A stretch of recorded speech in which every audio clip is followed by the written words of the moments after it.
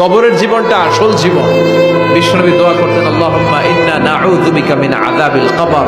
আল্লাহ, আমি আপনার কাছে কবরের আযাব থেকে পানাহ চাই, কবরের আযাব থেকে বাঁচতে চাই। এই কবরের মধ্যে অনেক ফিতনা হবে, অনেক সুয়াল হবে। কবরে প্রশ্ন আছে না নাই? কথা বলেন। প্রথম প্রশ্ন জিজ্ঞেস করা হবে, মার রব্বুক, তোমার রব কে? বলেন, আমাদের রব কে? ওয়া মা দীনুক, তোমার ধর্ম কি? বিষ্ণুবীর চেহারা দেখিয়ে বলা হবে, তাআরিফু মান হাযা রাজুল, এই লোকটারে চিনো? আমরা কি বলবো? আমরা চিনি, উনি আমাদের প্রিয় রাসূল মুহাম্মদুর রাসূলুল্লাহ সাল্লাল্লাহু আলাইহি ওয়াসাল্লাম। এরপরে জিজ্ঞেস করা হবে, এগুলো কোত্থেকে শিখলা? আমরা বলবো কোরআন থেকে।